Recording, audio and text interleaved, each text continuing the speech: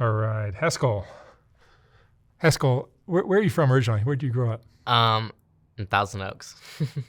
Suburb of LA. Yeah. Tell me about your family. I grew up with mainly my mom and my sister. My parents separated when I was around 10 or 11, and my sister is 8 years younger than me.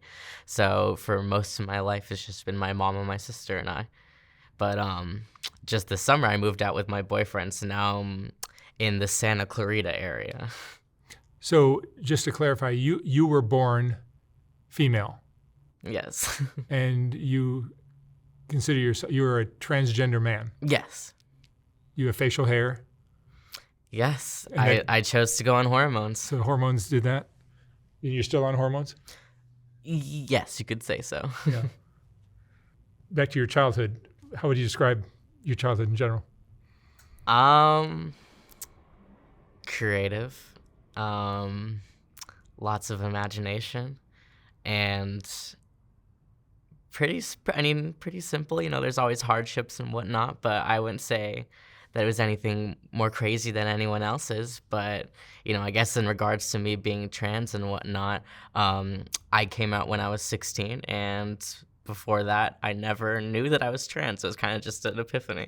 You were born this way, you think? Born this way, sure. I mean, you know, there's so much to it, but I feel like have I always been trans? Yes. Have I always known that I was trans? No. Oh, no, I'm not saying known, but there's nothing that happened to you that made you shy away from one sex or another? No. No. You're attracted to men? All genders. All. You know, there's my gender and sexuality, which are two very different things. You know, they always say, it's a very common thing that I would learn when I first came out, is gender is who you are on the inside, and then sexuality is who you go to sleep with. Or sorry, gender is who you go to bed as, and sexuality is who you go to bed with. So, you know, there's who I go to bed as, and then there's who I go to sleep with, and those are two very separate entities. And you make your living now doing what? Sex work, so I'm a full-time sex worker. I would almost, I'm not going to trademark this in any way, but almost jack off of all trades, if you will, because I do all kinds of sex work. I do online sex work, self-producing. I've done some studio work. I do full service as well, and what else do you want me to do? I'll do it.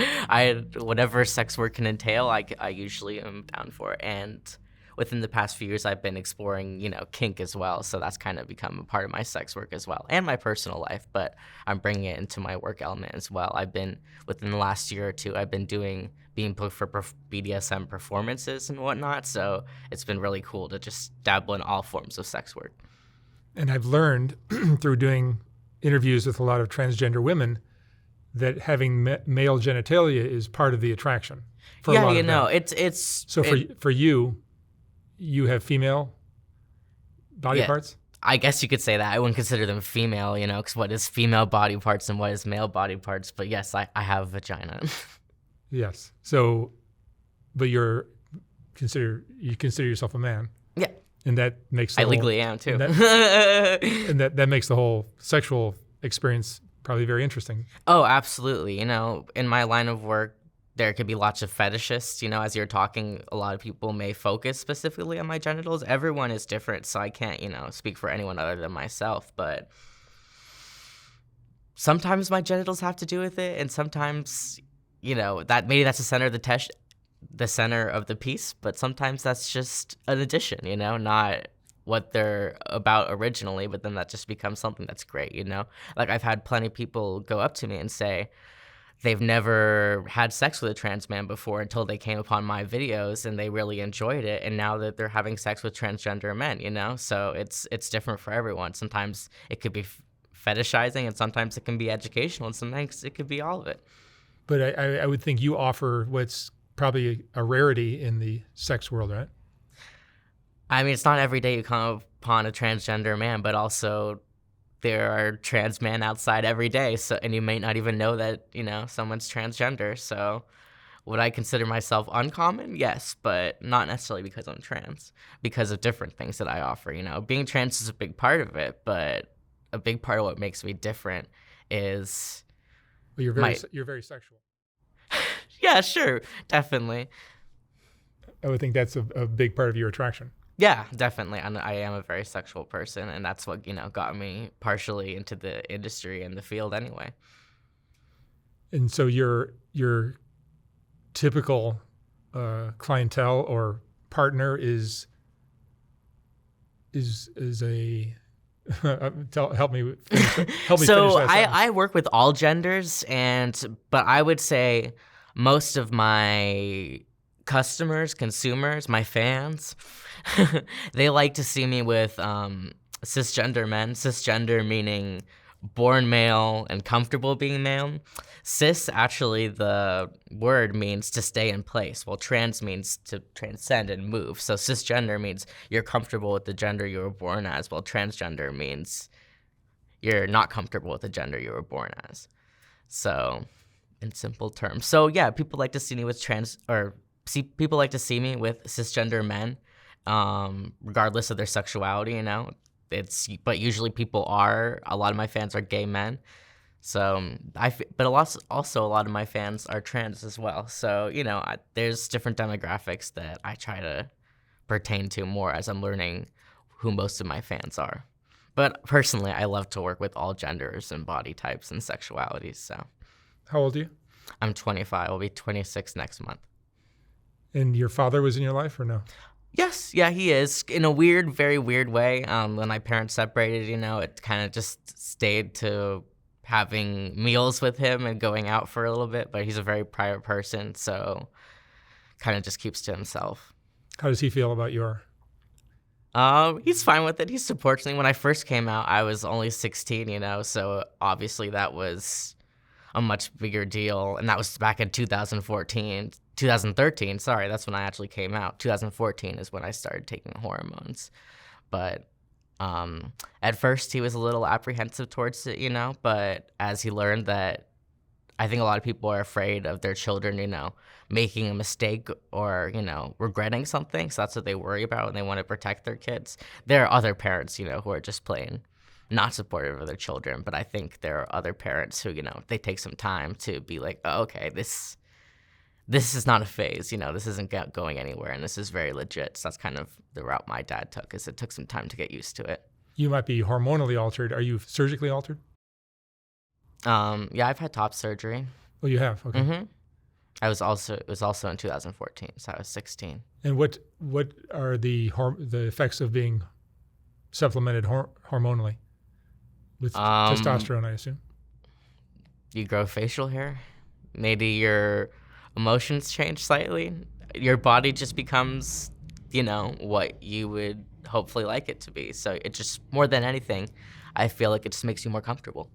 That's what I would say testosterone has done for me. It just makes me more comfortable. Yeah, I've had physical differences, but more than anything, it makes me emotionally and mentally feel good because I look the way that I feel. And the menstrual cycle went away? That testosterone is not a contraceptive, but if you do take it for more than 3 to 6 months consistently, your period will go away, but there still is a small chance of getting pregnant. So a few years ago, I had a hysterectomy, so I don't have my period and I can't get pregnant. Oh, I see. All right. And you seem happy. You seem joyful, in fact. Yeah, I would say so. I try to be. You like this sexually centered life that you live? Yeah, I love to be a slut and to get paid for it. Did that come out more when you started taking testosterone? Yeah, absolutely. And obviously, maybe that's why guys are being an adult more driven. Definitely, I mean, hormones are one thing, but even in general, growing up and whatnot, I felt like a sexual person, and porn was something that always interested me in doing, but I never knew that transgender men existed until I was literally 16 years old. I also didn't know that trans men could be porn stars or do porn, so that wasn't really on my radar. But then I was like, wait, maybe I could do this. What's been your favorite kind of interaction? I love just meeting the like-minded people and being able to have experiences with them. You know, the connections that I've made on camera or off camera with people who also make porn. And I've also loved that I've been able to make a difference in anyone's life, which is really amazing. I never thought that would be a thing, is making a difference in someone's life just because I'm having sex on camera. But, you know, it really helps for people, transgender people, to see other transgender people having sex, and for cisgender people to see transgender people having sex. You know, it's not this crazy thing that only happens behind closed doors. You know, it's normal to have sex with transgender people.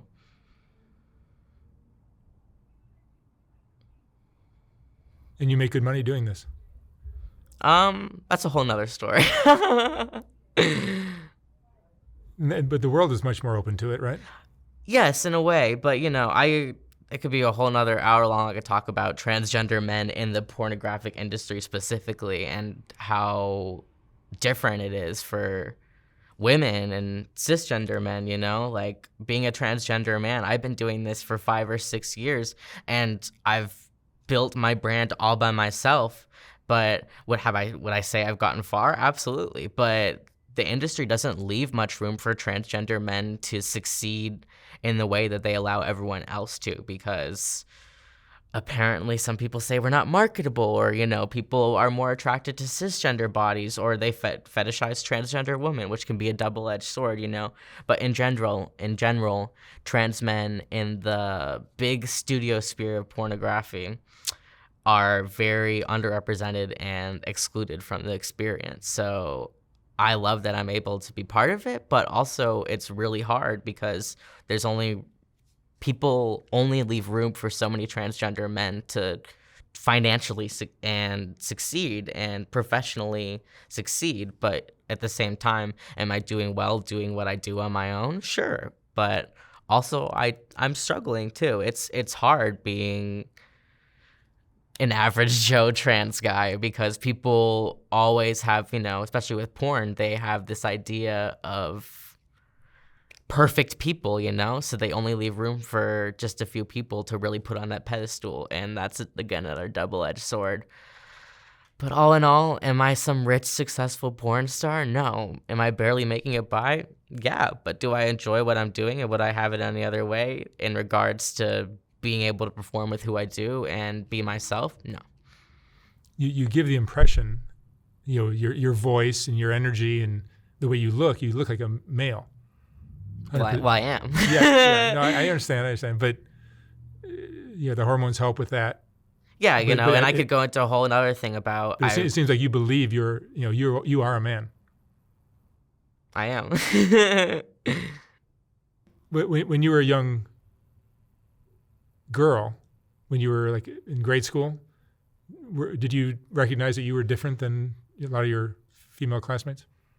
I don't know if I'd say different, but I definitely didn't connect to girls at all, you know, like, especially in middle school, as I was going through female puberty, I had a lot of internalized misogyny because I was very uncomfortable with women and femininity. I would sometimes hide my mom's makeup and stuff like that, you know,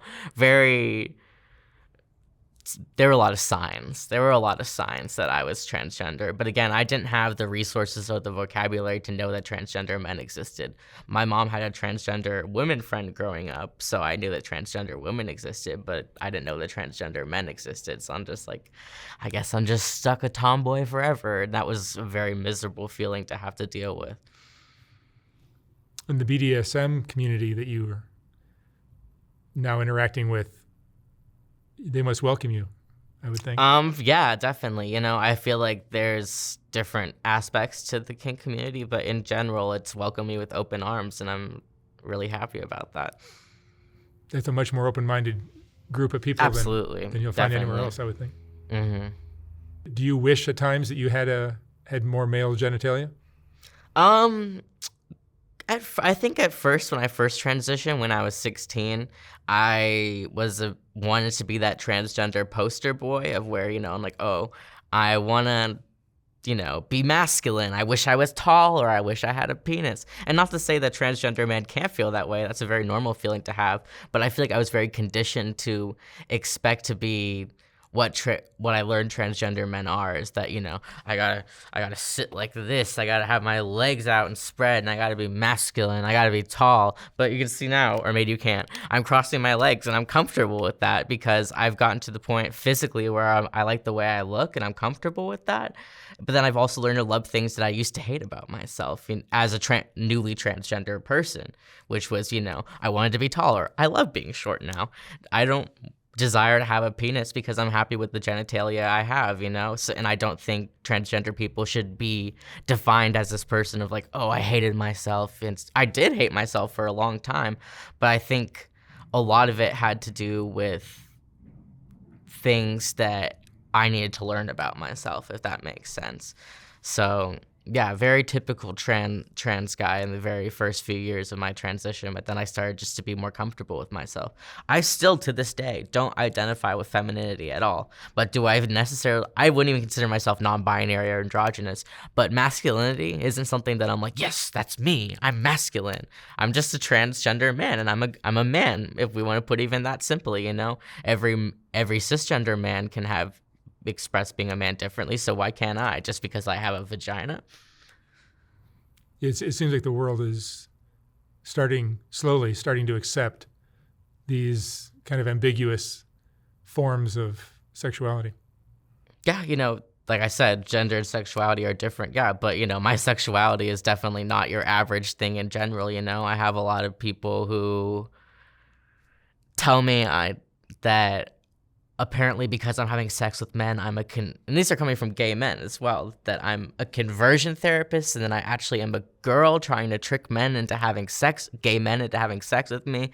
And, it's just so much internalized transphobia and misogyny and fear. But in general, if you don't want to have sex with a transgender person doesn't want to have sex with you. It's pretty simple, People have this idea that they're doing something malicious or, trying to infiltrate themselves into other people's communities or change people. But no, we're just trying to live our lives and have sex just like everyone else. Have you been in love before? Have I been in love? Mm-hmm. I am right now. I have a boyfriend. We've been together for 5 years. That's wonderful. And he's cool with you doing porn and all that? For the most part, yeah. We've worked through it over the years that we've been together. It's definitely not like the easiest thing to digest. Is like, oh, my partner's having sex with someone else in front of a camera and they're making them feel good and all that stuff, But he's learned to have some compersion, and be like, that's awesome that you're making money and having these opportunities and these connections. Emotionally, what do you go through? You think you go through similar kind of things that any cis male would go through? Sure. I think I just go through any emotions that anyone would go through. Any human goes through. Yeah, any human goes through. I don't feel like I go through male problems or female. I don't have male problems and I don't have female problems. I have Haskell problems. I just wonder if, typically women are more emotional than men, but you're so altered hormonally that maybe you operate more like a male now. To an extent, I don't really feel like, emotionally male or female. I just experience emotions, Maybe I get more angry and irritable than I used to get, and it's harder to physically cry, but I'll still have some tears once in a while and, feel emotions. How is the sexual experience different now that you're on testosterone than before? Well, I never had sex before being on testosterone, so did. I can't tell you. I transitioned when I was a teenager. When I was in high school, I realized I was trans the end of my freshman year of high school. And, everyone's different. A lot of people say they knew their whole life, but they didn't have words for it. And that's kind of how I felt. But also at the same time, like I said, I didn't know transgender men existed. If I had known that transgender men existed, I would have come out when I was as soon as I knew. How did your parents feel at 14? My mom was very supportive. She's At 14 you were doing this? No, I was 16. 16. Yeah.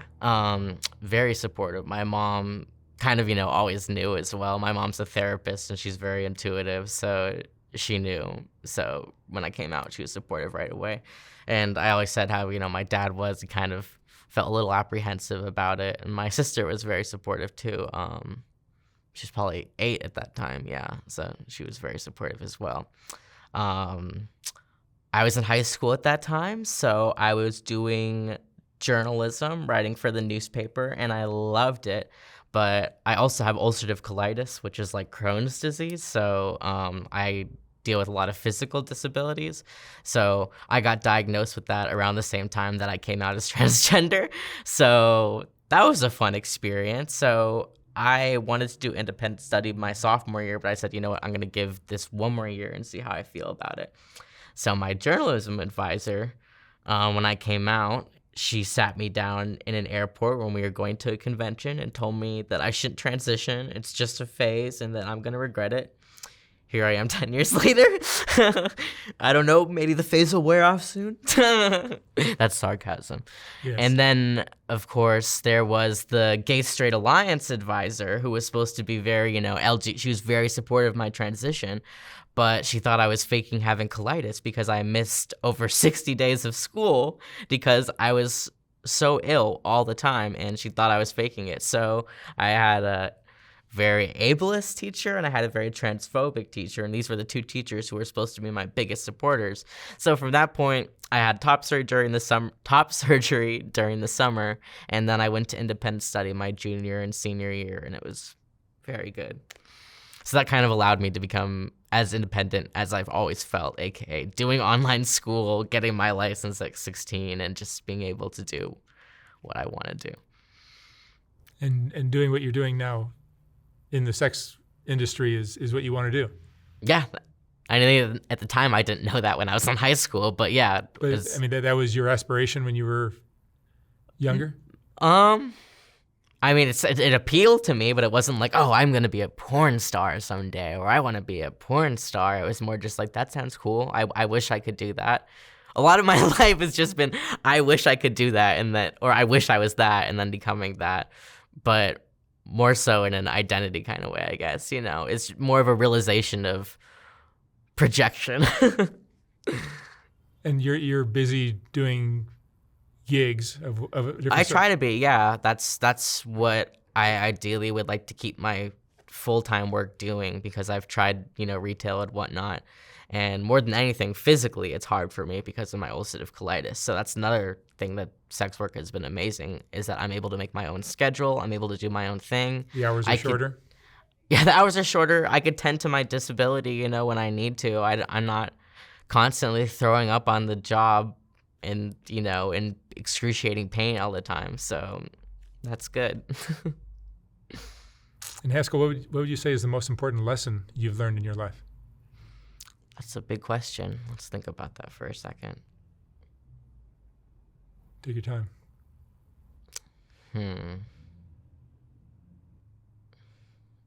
This is such a cheesy one, but nothing. You can never go far if you're not yourself. That's like that's a great one. That's the most simplest advice I could give to myself. Like, I think a lot of us go through life not being ourselves, or trying to be someone else, or not even trying to be someone else, but maybe just doing things or trying to talk about things that don't interest you or aren't real to who you are, aka the first 15 years of my life. Do you feel like you're being very true to yourself? Oh, absolutely. Being able to be the sexual person I am, being able to explore BDSM now, especially just finding, different identities that I am and being able to actually pursue those. It seems like when I meet someone, when we meet someone who is true to who they really are, there's a very different energy they give off. Oh, definitely, and I obviously still go through my hardships, but at least I can go through my hardships as myself, Excellent. All right, Haskell, thank you so much for sharing your story. Thank you. Wish you lots of luck. Thank you. Thank you.